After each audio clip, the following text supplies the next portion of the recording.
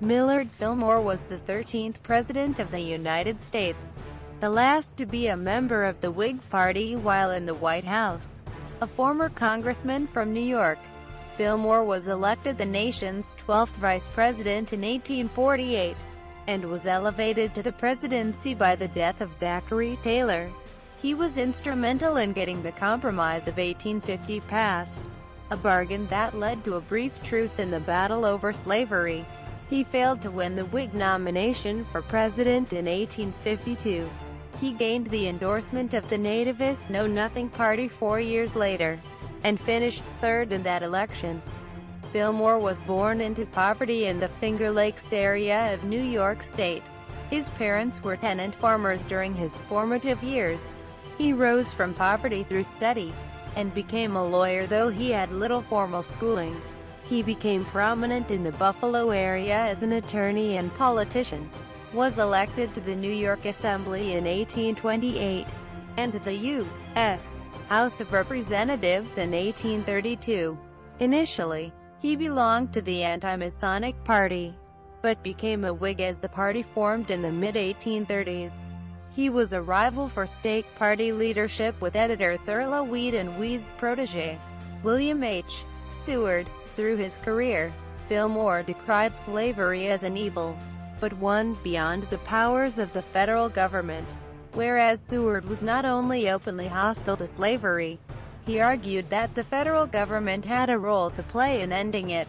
Fillmore was an unsuccessful candidate for Speaker of the House when the Whigs took control of the chamber in 1841, but was made Ways and Means Committee chairman. Defeated in bids for the Whig nomination for vice president in 1844, and for New York governor the same year. Fillmore was elected Comptroller of New York in 1847, the first to hold that post by direct election. Fillmore received the Whig vice presidential nomination in 1848 as Taylor's running mate, and the two were elected. He was largely ignored by Taylor, including the dispensing of patronage in New York, on which Taylor consulted Weed and Seward. As vice president, Fillmore presided over angry debates in the Senate as Congress decided whether to allow slavery in the Mexican Cession. Fillmore supported Henry Clay's omnibus bill, the basis of the 1850 Compromise, though Taylor did not. After President Taylor died in July 1850, Fillmore dismissed the cabinet and changed the administration's policy. The new president exerted pressure to gain the passage of the Compromise, which gave legislative victories to both North and South, and which was enacted by September. The Fugitive Slave Act, expediting the return of escaped slaves to those who claimed ownership, was a controversial part of the Compromise, and Fillmore felt himself duty-bound to enforce it, though it damaged his popularity and also the Whig Party, which was torn north from south. In foreign policy, Fillmore supported U.S. Navy expeditions to open trade in Japan, opposed French designs on Hawaii, and was embarrassed by Narciso Lopez's filibuster expeditions to Cuba. He sought election to a full term in 1852, but was passed over by the Whigs in favor of Winfield Scott. As the Whig Party broke up after Fillmore's presidency, many of Fillmore's conservative wing joined the Know-Nothings, forming the American Party.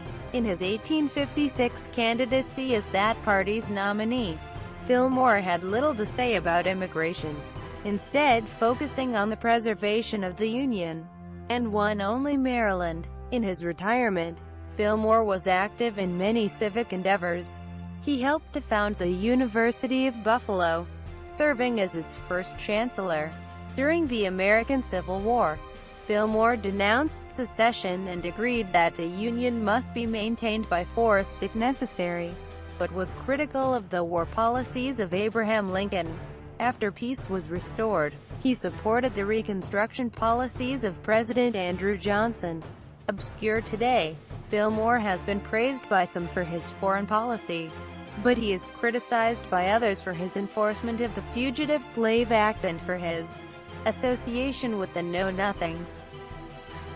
Early life and career.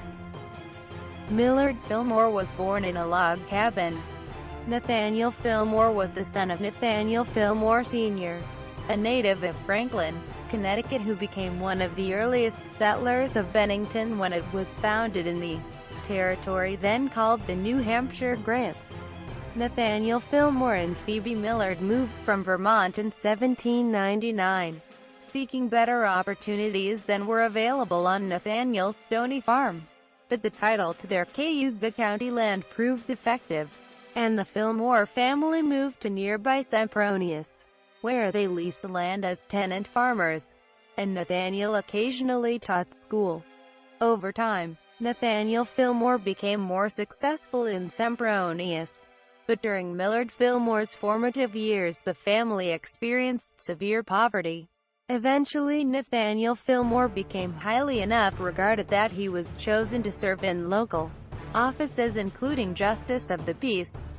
Later in 1819, Nathaniel moved the family to Montville, a hamlet of Moravia. In 1821, Fillmore turned 21 and was thus legally independent of his father. Buffalo politician. Members of the Fillmore family were active in politics and government. Millard Fillmore's grandfather, Nathaniel Fillmore Sr., served in local offices in Bennington including Hayward, highway surveyor, and tax collector. Many anti-Masons were opposed to the presidential candidacy of General Andrew Jackson, a Mason, and Fillmore was a delegate to a New York convention that endorsed President John Quincy Adams for re-election, as well as serving at two anti-Masonic conventions in the summer of 1828. Fillmore also experienced success as a lawyer. Buffalo was then in a period of rapid expansion, recovering from being burned by the British during the War of 1812 to becoming the western terminus of the Erie Canal. Cases from outside Erie County were already falling to Fillmore's lot, and he was prominent as a lawyer in Buffalo even before he moved there. He took Nathan K. Hall as a law clerk in East Aurora, a lifelong friend. Hall would be Fillmore's partner in Buffalo and his postmaster general as president. Buffalo had been legally a village when Fillmore came there, although the bill to incorporate it as a city passed the legislature after Fillmore had left the assembly. He helped draw up the city charter. In addition to his successful legal practice, Fillmore helped found the Buffalo High School Association, joined the Lyceum and attended the local Unitarian Church. He became one of the leading citizens of Buffalo. Congressman. First term, returned to Buffalo. Although Fillmore had retired from the legislature after the 1831 session, he did not remain absent from politics for long. In 1832, he ran for the House of Representatives, and was elected the anti-Masonic presidential candidate.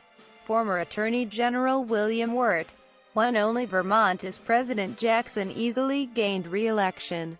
At the time, Congress convened its annual session in December, and so Fillmore had to wait more than a year after his election to take his seat. Fillmore, Weed, and others had realized that opposition to Masonry was too narrow a foundation on which to build a national party, and assembled a broad-based Whig Party from national Republicans, anti-Masons, and disaffected Democrats. The Whigs were initially united by their opposition to Jackson, but became a major party by expanding their platform to include support for economic growth, through rechartering the Second Bank of the United States, and federally funded internal improvements including roads, bridges, and canals. In Washington, Fillmore urged the expansion of Buffalo Harbor, a decision under federal jurisdiction, and in his private capacity served on a committee lobbying Albany for the expansion of the state-owned Erie Canal.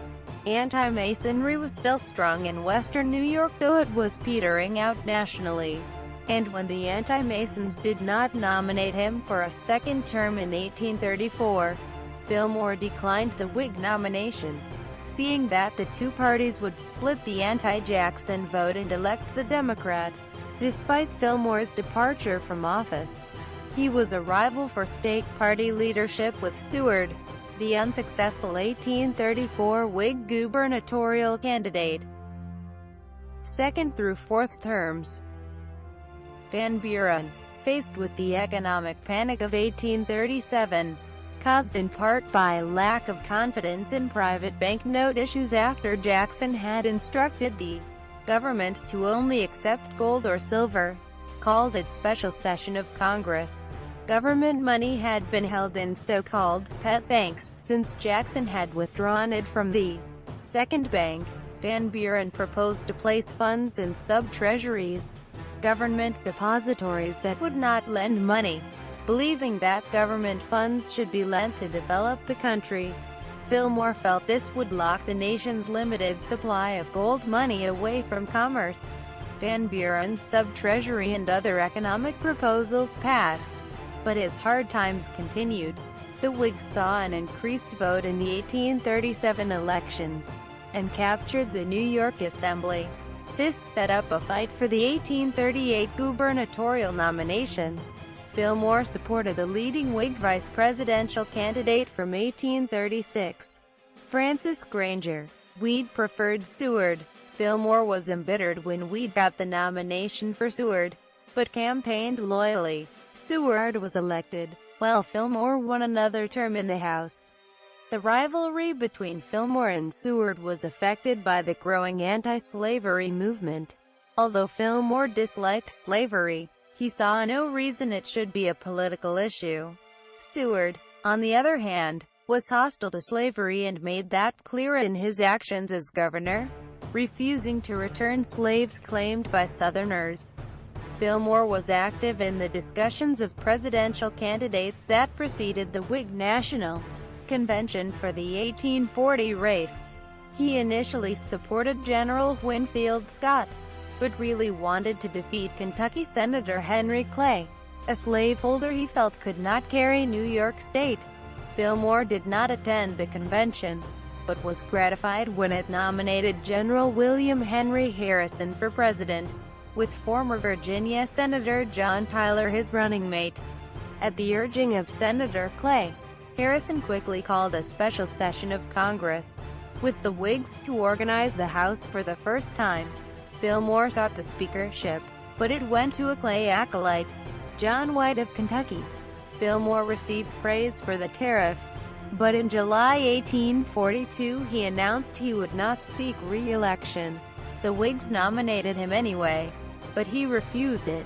Tired of Washington life and the conflict that had revolved around President Tyler, Fillmore sought to return to his life and law practice in Buffalo.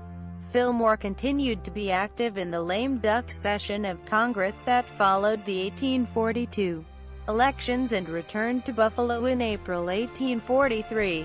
According to his biographer, Scary, Fillmore concluded his congressional career at a point when he had become a powerful figure, an able statesman at the height of his popularity. National figure. Out of office, Fillmore continued his law practice and made long-neglected repairs to his Buffalo home. He remained a major political figure, leading the committee of notables that welcomed John Quincy Adams to Buffalo, and the former president expressed his regret at Fillmore's absence from the halls of Congress. Some urged Fillmore to run for vice president with Clay, the consensus Whig choice for president in 1844.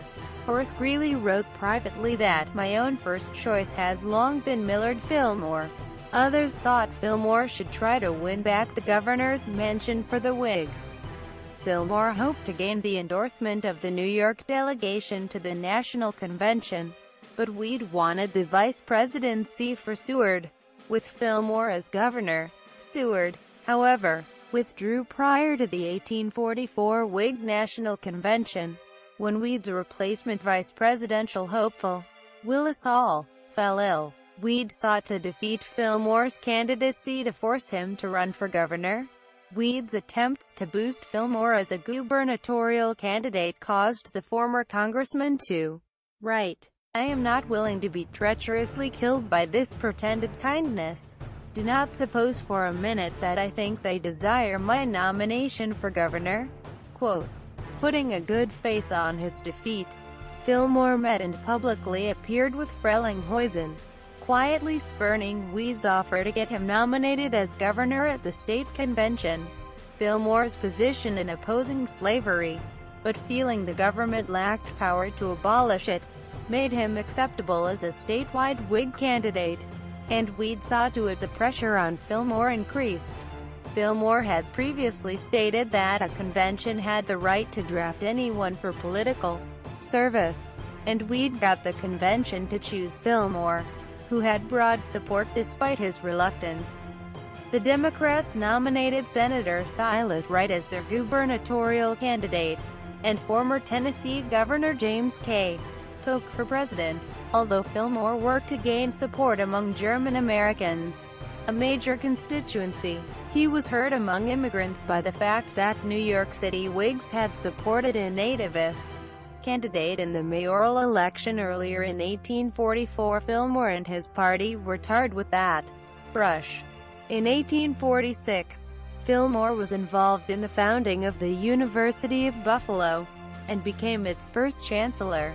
He served until his death in 1874. He had opposed the annexation of Texas, and spoke against the subsequent Mexican-American War, seeing it as a contrivance to extend slavery's realm. Fillmore was angered when President Polk vetoed a river and harbors bill that would have benefited Buffalo. Before moving to Albany to take office on January 1, 1848, he left his law firm and rented his house. Fillmore received positive reviews for his service as controller. In that office, he was a member of the State Canal Board, and both supported expansion and saw to it that it was managed competently. He secured an enlargement of Buffalo's canal facilities. The controller regulated the banks, and Fillmore stabilized the currency by requiring that state-chartered banks keep New York and federal bonds to the value of the banknotes they issued. A similar plan would be adopted by Congress in 1864. Election of 1848. Nomination. For further information on the procedures of American political conventions, see United States Presidential Nominating Convention. President Polk had pledged not to seek a second term, and with gains in Congress during the 1846 election cycle, the Whigs were hopeful of taking the White House in 1848. The party's perennial candidates, Henry Clay and Daniel Webster, each wanted the nomination, and amassed support from congressional colleagues.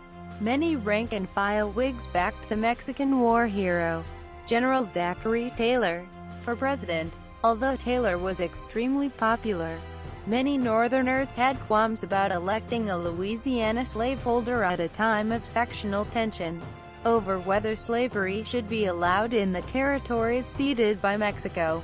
Taylor's uncertain political views gave others pause. Career Army. He had never cast a ballot for president, though he stated that he was a Whig supporter, and some feared they might elect another Tyler, or another Harrison.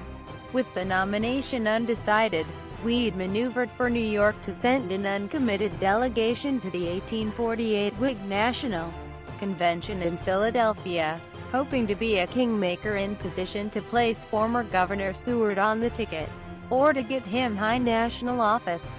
He persuaded Fillmore to support an uncommitted ticket, though he did not tell the Buffaloan of his hopes for Seward. Weed was an influential editor, and Fillmore tended to cooperate with him for the greater good of the Whig Party. But Weed had sterner opponents, including Governor Young, who disliked Seward and did not want to see him gain high office. Despite Weed's efforts, Taylor was nominated on the fourth ballot, to the anger of Clay's supporters and of conscience Whigs from the Northeast.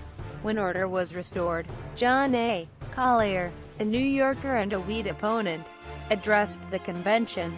Delegates hung on his every word as he described himself as a Clay partisan. He had voted for Clay on each ballot. He eloquently described the grief of the Clay supporters. Frustrated again in their battle to make Clay president, Collier warned of a fatal breach in the party, and stated that only one thing could prevent it: the nomination of Fillmore for vice president, whom he incorrectly depicted as a strong Clay supporter. Fillmore in fact agreed with many of Clay's positions, but did not back him for president and was not in Philadelphia. Delegates did not know this was false, or at least greatly exaggerated, and there was a large reaction in Fillmore's favor. At the time, the presidential candidate did not automatically pick his running mate, and despite the efforts of Taylor's managers to get the nomination for their choice, Abbott Lawrence of Massachusetts, Fillmore became the Whig nominee for vice president on the second ballot. Weed had wanted the vice presidential nomination for Seward, who attracted few delegate votes, and Collier had acted to frustrate them in more ways than one. For with the New Yorker Fillmore as vice president, under the political customs of the time, no one from that state could be named to the cabinet. Fillmore was accused of complicity in Collier's actions, but this was never substantiated. General election campaign. It was customary in mid-19th century America for a candidate for high office not to appear to seek it. Thus, Fillmore remained at the comptroller's office in Albany, and made no speeches. The 1848 campaign was conducted in the newspapers and with addresses made by surrogates at rallies. The Democrats nominated Michigan Senator Lewis Cass for president, with General William O. Butler his running mate, but it would be a three-way fight as the Free Soil Party, opposed to the spread of slavery, chose former President Van Buren. Northerners assumed that Fillmore, hailing from a free state, was an opponent of the spread of slavery. Southerners accused him of being an abolitionist, which he hotly denied. In the end, the Taylor-Fillmore ticket won narrowly, with New York's electoral votes again key to the election.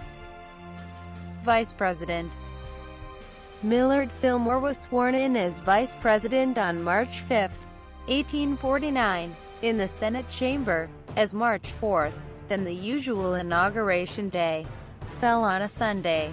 The swearing-in was postponed until the following day. Fillmore took the oath from Chief Justice Roger B. Taney and in turn swore in the senators beginning their terms, including Seward, who in February had been elected by the New York legislature. Fillmore had spent the 4 months between the election and swearing-in being faded by the New York Whigs and winding up affairs in the comptroller's office. Taylor had written promising influence in the new administration, but the president-elect mistakenly thought that the vice president was a cabinet member, which was not true in the 19th century. Fillmore, Seward and Weed had met and come to general agreement on how to divide federal jobs in New York.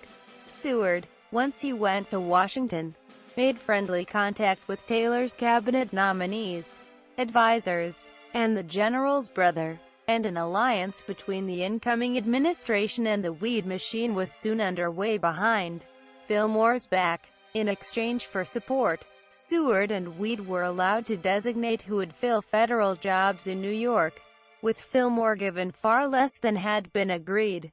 When Fillmore, after the inauguration, discovered this, he went to Taylor, but the only result was that the warfare against Fillmore's influence became open.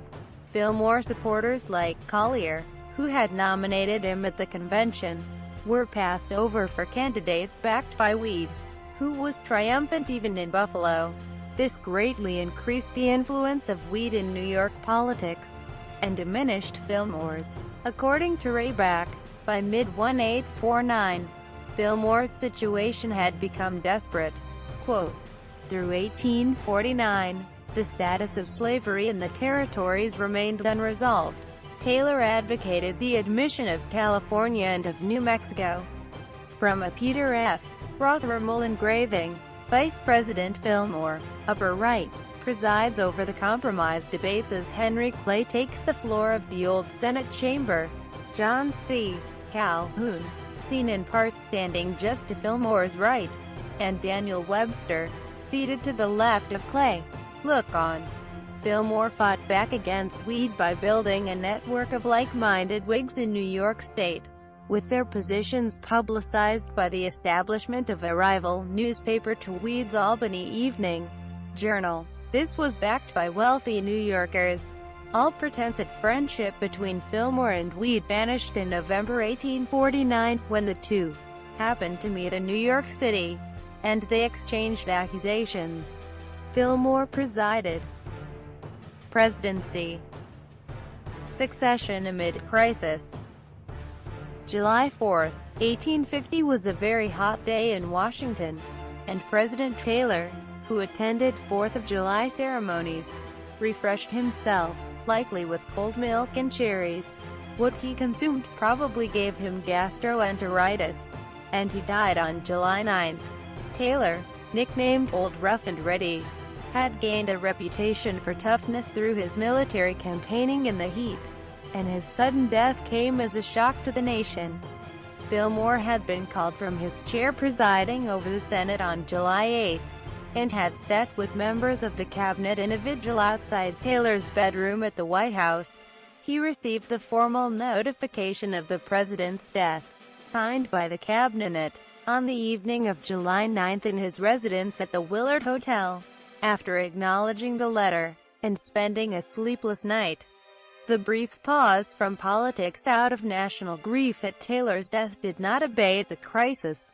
Texas had attempted to assert its authority in New Mexico Territory, and the state's governor, Peter H. Bell, had sent belligerent letters to President Taylor.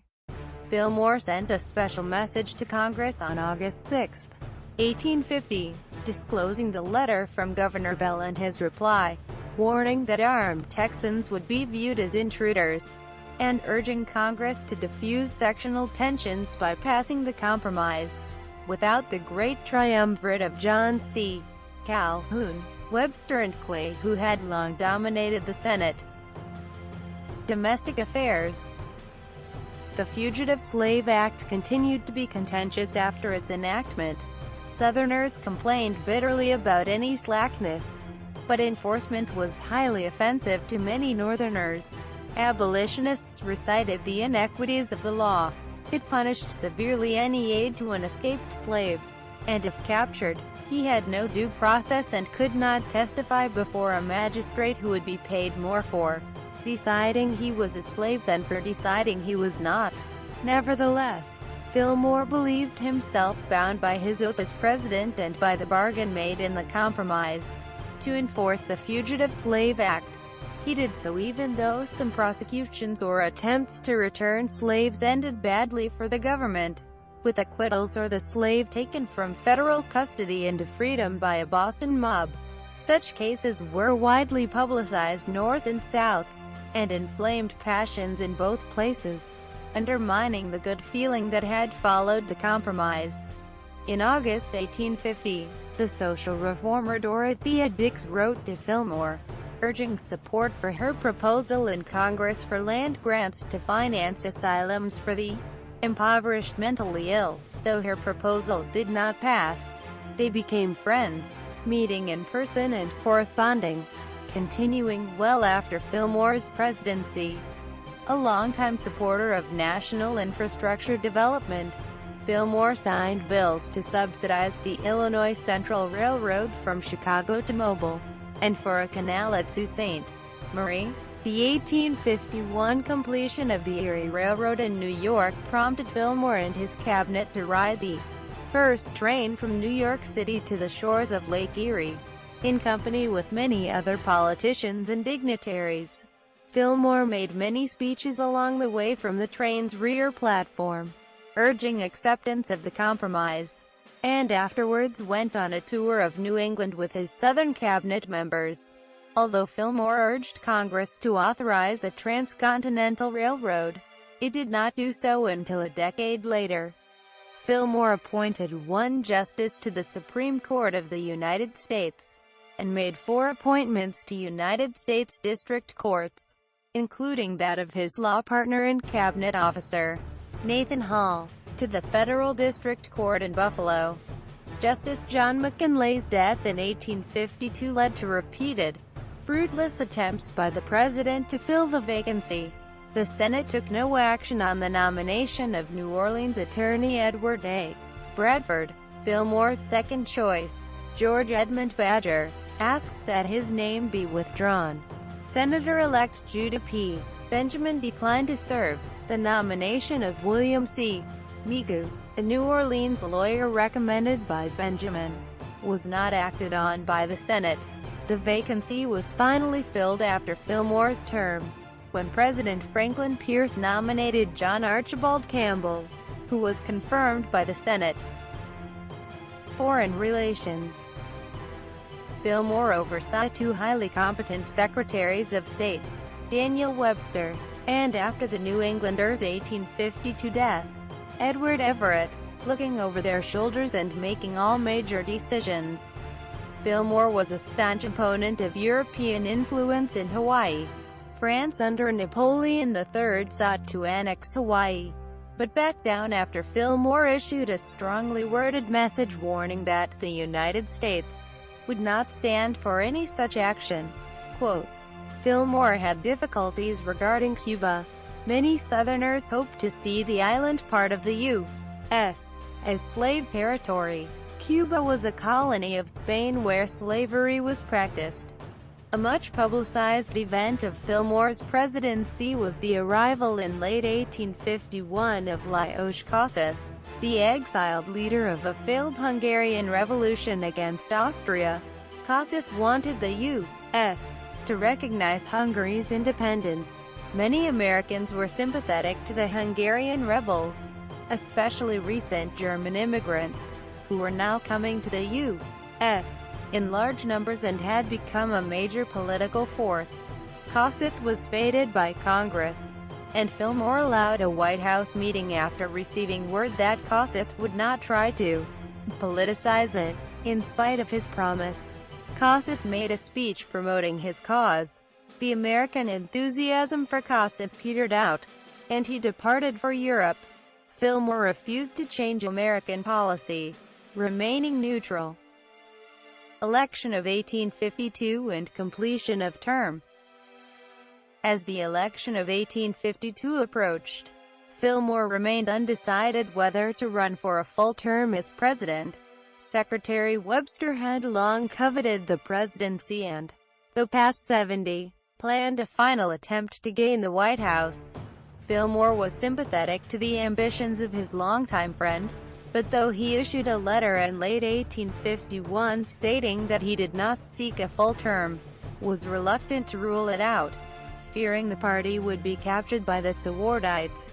Thus, approaching the National Convention in Baltimore, to be held in June 1852, the major candidates were Fillmore, Webster and General Scott, Weed and Seward Beck Scott.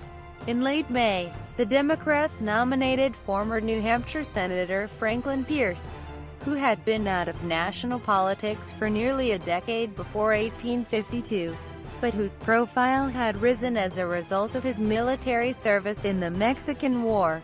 The nomination of Pierce, a Northerner sympathetic to the Southern view on slavery, united the Democrats and meant the Whig candidate would face an uphill battle to gain the presidency. Fillmore was by then unpopular with Northern Whigs for signing and enforcing the Fugitive Slave Act, but had considerable support from the South, where he was seen as the only candidate capable of uniting the party.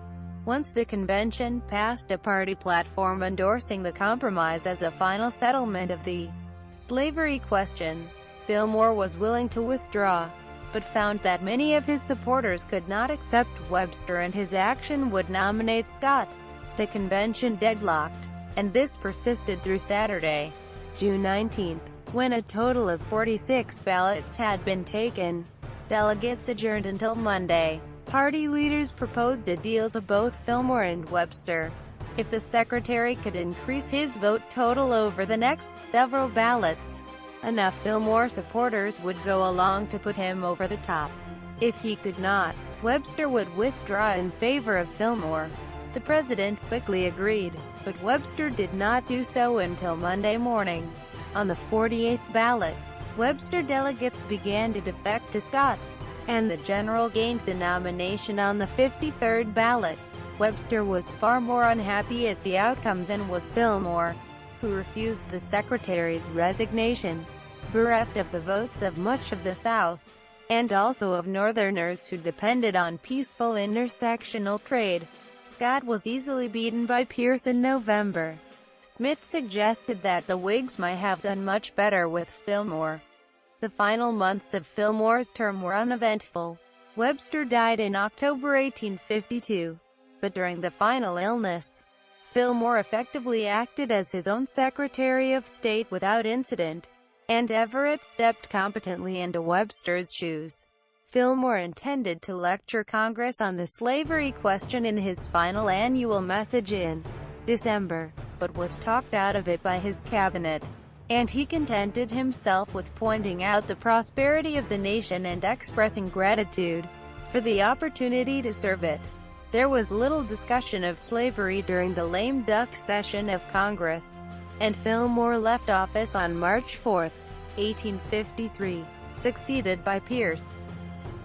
Post-presidency tragedy and political turmoil. Fillmore was the first president to return to private life without being independently wealthy or in possession of a landed estate, and, with no pension to anticipate, was unsure how he would make a living consistent with the dignity of his former office. His friend, Judge Hall, assured him that it would be proper for him to practice law in the higher courts of New York, and Fillmore intended to do so. The former president ended his seclusion in early 1854, as debate over Senator Douglas' Kansas-Nebraska bill embroiled the nation. This would open the northern portion of the Louisiana Purchase to settlement, including slavery, and would end the northern limit on slavery under the Missouri Compromise of 1820. Fillmore decided on an ostensibly non-political national tour, hoping to rally disaffected Whig politicians to preserve the Union and back a run for president, for he retained many supporters. This occupied much of the late winter and spring of 1854. Fillmore made public appearances opening railroads and visiting the grave of Senator Clay, but met behind the scenes with politicians. Such a comeback could not be under the auspices of the Whig Party, with its remnants divided by the Kansas-Nebraska legislation, which passed with the support of Pierce. Many northern foes of slavery, such as Seward, gravitated towards a new party, the Republicans, but Fillmore saw no home for himself there. There was in the early 1850s considerable hostility towards immigrants, especially Catholics, who had recently arrived in the United States in large numbers, and several nativist organizations, including the Order of the Star-Spangled Banner, sprang up in response. By 1854, the order had morphed into the American Party, which became known as the Know-Nothings. For in its early days, members were sworn to hold private its internal deliberations, and if asked were to say they knew nothing about them. Later that year, Fillmore went abroad, stating publicly that as he lacked office, he might as well travel. The trip was at the advice of political friends, who felt that by touring, he would avoid involvement in the contentious issues of the day, and he spent over a year, from March 1855 to June 1856, in Europe and the Middle East. Queen Victoria is said to have pronounced the ex-president the handsomest man she had ever seen, while his presence in the gallery of the House of Commons at the same time as Van Buren excited a comment from MP John Bright. Dorothea Dix had preceded him to Europe, and was lobbying to improve conditions for the mentally ill. They continued to correspond, and met several times. 1856 campaign. Fillmore's allies were in full control of the American Party, and they arranged for him to get its presidential nomination while he was in Europe. As Fillmore's running mate, the Know-Nothing Convention chose Andrew Jackson Donelson of Kentucky, nephew by marriage and one-time ward of President Jackson. Fillmore returned in June 1856.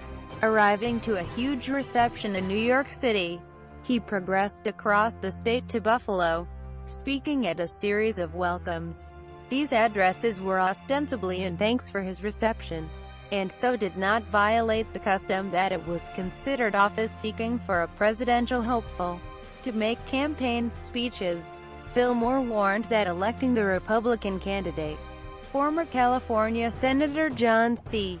Fremont, who had no support in the South, would divide the Union and lead to civil war. Both Fillmore and the Democratic candidate, former Pennsylvania Senator James Buchanan, agreed that slavery was principally a matter for state and not federal government. Fillmore rarely spoke about the immigration question, and focused on the sectional divide, urging preservation of the Union. Once Fillmore was back home in Buffalo, he had no excuse to make speeches, and his campaign stagnated through the summer and fall of 1856. Political fixers who had been Whigs, such as Weed, tended to join the Republican Party, and the Know-Nothings lacked experience at selling anything but nativism. Accordingly, Fillmore's pro-Union stance mostly went unheard. Although the South was friendly towards Fillmore, many there feared a Fremont victory would lead to secession, and some sympathetic to Fillmore moved into the Buchanan camp lest the anti-Fremont vote be split, which might elect the Republican. On Election Day, Buchanan won with 1,836,072 votes and 174 electoral votes to Fremont's 1,342,345 votes and 114 electoral votes. Fillmore and Donelson finished third, winning 873,053 votes and carrying the state of Maryland in its 8 electoral votes. Historian Alan Evans wrote that Fillmore was not a know-nothing or a nativist. He was out of the country when the nomination came and had not been consulted about running. Furthermore, by no spoken or written word had he indicated a subscription to American tenets.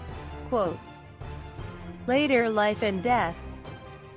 With his defeat in 1856, Fillmore deemed his political career at an end. He again felt inhibited from returning to the practice of law, but his financial worries were removed when on February 10, 1858, Fillmore married Caroline McIntosh, a wealthy widow. Their combined wealth allowed them to purchase a large house on Niagara Square in Buffalo, where they lived for the remainder of Millard Fillmore's life. In the election of 1860, Fillmore voted for Senator Douglas, the nominee of the Northern Democrats.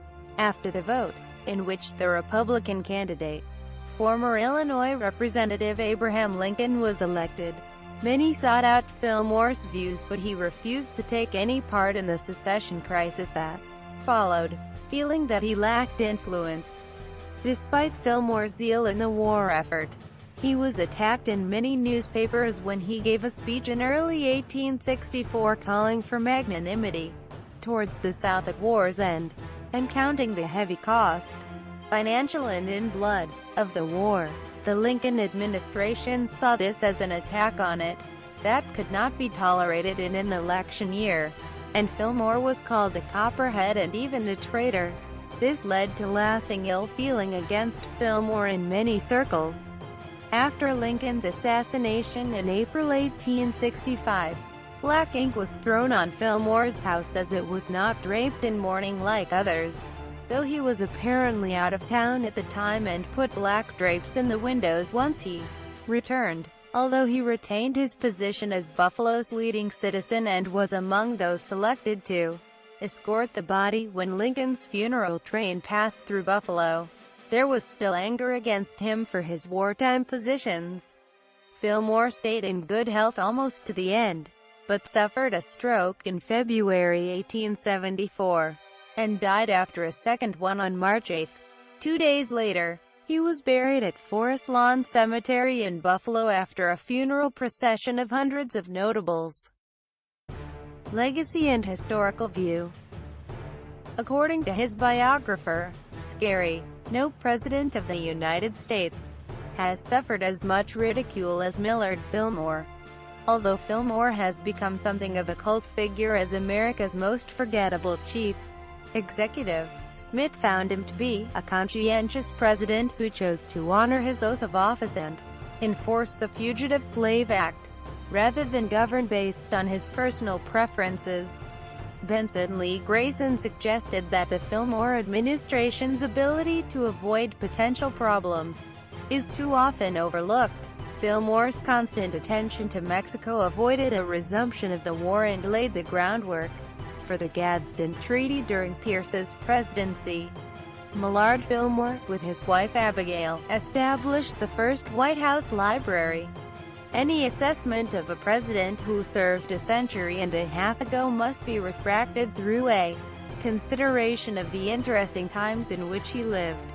Fillmore's political career encompassed the tortuous course toward the two-party system that we know today. The Whigs were not cohesive enough to survive the slavery imbroglio, while parties like the Anti-Masonics and Know-Nothings were too extremist. When, as president, Fillmore sided with pro-slavery elements in ordering enforcement of the fugitive slave law, he all but guaranteed that he would be the last Whig president. The first modern two-party system of Whigs and Democrats had succeeded only in dividing the nation in two by the 1850s, and 7 years later, the election of the first Republican president, Abraham Lincoln, would guarantee civil war. Memorial plaques.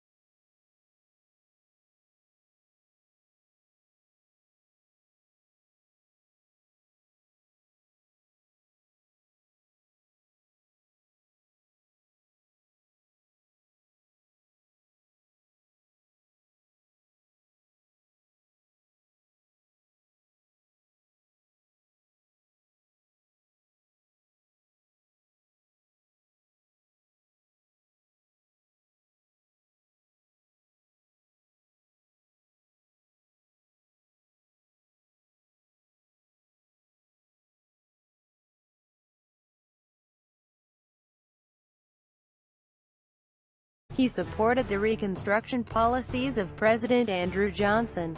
Obscure today, Fillmore has been praised by some for his foreign policy, but he is criticized by others for his enforcement of the Fugitive Slave Act and for his association with the Know-Nothings. Early life and career. Millard Fillmore was born in a log cabin. Nathaniel Fillmore was the son of Nathaniel Fillmore Sr., a native of Franklin, Connecticut who became one of the earliest settlers of Bennington when it was founded in the territory then called the New Hampshire Grants. Nathaniel Fillmore and Phoebe Millard moved from Vermont in 1799, seeking better opportunities than were available on Nathaniel's Stony Farm. But the title to their Cayuga County land proved defective, and the Fillmore family moved to nearby Sempronius, where they leased the land as tenant farmers, and Nathaniel occasionally taught school. Over time, Nathaniel Fillmore became more successful in Sempronius, but two were elected. He was largely ignored by Taylor, including the dispensing of patronage in New York, on which Taylor consulted Weed and Seward. As vice president, Fillmore presided over angry debates in the Senate as Congress decided whether to allow slavery in the Mexican Cession. Fillmore supported Henry Clay's Omnibus Bill, the basis of the 1850 Compromise, though Taylor did not. After President Taylor died in July 1850, Fillmore dismissed the cabinet and changed the administration's policy. The new president exerted pressure to gain the passage of the compromise, which gave legislative victories to both North and South, and which was enacted by September. The Fugitive Slave Act, expediting the return of escaped slaves to those who claimed ownership, was a controversial part of the compromise, and Fillmore felt himself duty-bound to enforce it, though it damaged his popularity and also the Whig Party, which was torn north from south. In foreign policy, Fillmore supported Millard Fillmore was the 13th President of the United States, the last to be a member of the Whig Party while in the White House. A former congressman from New York, Fillmore was elected the nation's 12th vice president in 1848, and was elevated to the presidency by the death of Zachary Taylor. He was instrumental in getting the Compromise of 1850 passed, a bargain that led to a brief truce in the battle over slavery. He failed to win the Whig nomination for president in 1852.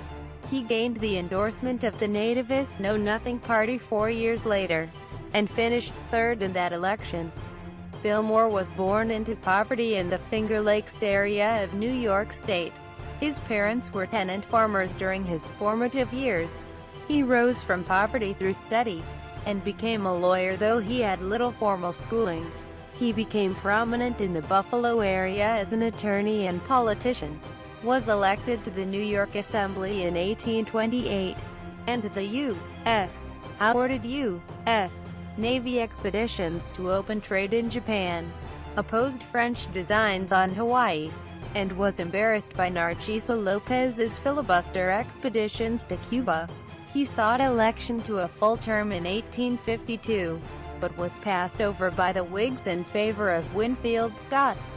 As the Whig Party broke up after Fillmore's presidency, many of Fillmore's conservative wing joined the Know-Nothings, forming the American Party. In his 1856 candidacy as that party's nominee, Fillmore had little to say about immigration, instead focusing on the preservation of the Union, and won only Maryland. In his retirement, Fillmore was active in many civic endeavors.